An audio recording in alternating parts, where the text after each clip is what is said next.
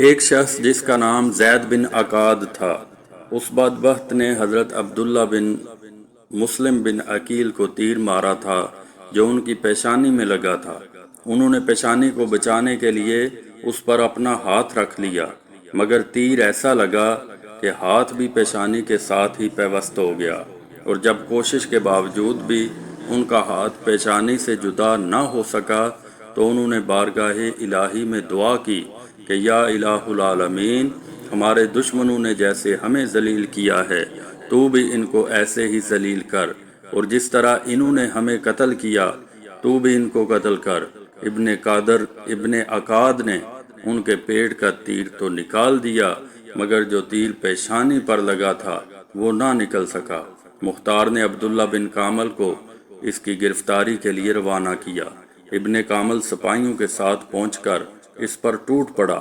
وہ بھی ایک بہادر آدمی تھا، اس نے تلوار لے کر ان کا مقابلہ کیا۔ ابن کامل نے اپنے سپاہیوں سے کہا، اسے نیزہ اور تلوار سے ہلاک نہ کرو بلکہ تیر اور پتھر سے مارو۔ سپاہیوں نے اس قدر تیر اور پتھر مارے کہ وہ گر گیا۔ ابن کامل نے کہا، دیکھو اگر جان باقی ہو تو اسے باہر لے جاؤ۔ چونکہ ابھی جان باقی تھی تو اسے باہر لایا گیا۔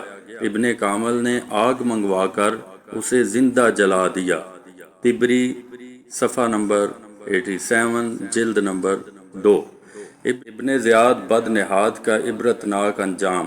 عبید اللہ ابن زیاد بد نہاد انسان تھا جو یزید کی طرف سے کوفہ کا گورنر مقرر کیا گیا تھا۔ اسی بدبخت کے حکم سے حضرت امام عالی مقام اور آپ کے اہل بیت کو تمام ایذائیں پہنچائی گئیں۔ یہی ابن زیاد موصل میں 30,000 فوج کے ساتھ اترا۔ موصل سے تقریباً 25 کلومیٹر کے فاصلے پر دریائے فرات کے کنارے دونوں لشکروں میں مقابلہ ہوا، اور صبح سے شام تک جنگ جاری رہی۔ جب دن ختم ہونے والا تھا اور آفتاب غروب ہونے والا تھا، اسی وقت ابراہیم کی فوج غالب آ گئی۔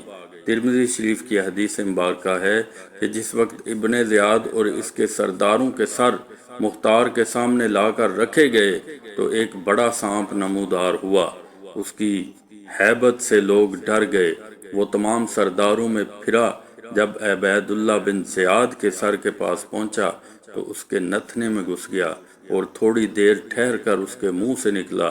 اسی طرح 3 بار سانپ اس کے سر کے اندر داخل ہوا اور غائب ہو گیا۔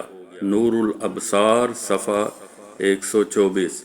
ظلم کی ٹہنی کبھی پھلتی نہیں، ناؤ کاغذ کی کبھی چلتی نہیں۔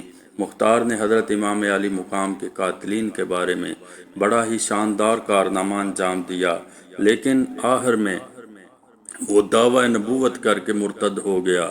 العیاذ باللہ تعالی۔ کہنے لگا کہ میرے پاس حضرت جبریل امین علیہ السلام آتے ہیں اور مجھ پر خدا تعالی کی طرف سے وحی لاتے ہیں، میں بطور نبی مبعوث ہوا ہوں۔ حضرت عبداللہ بن زبیر رضی اللہ تعالی عنہ کو جب اس کے دعوی نبوت کی خبر ملی تو آپ نے اس کی سرکوبی کے لیے لشکر روانہ فرمایا، جو مختار پر غالب ہوا اور ماہ رمضان 67 ہجری میں اس بدبخت کو قتل کیا۔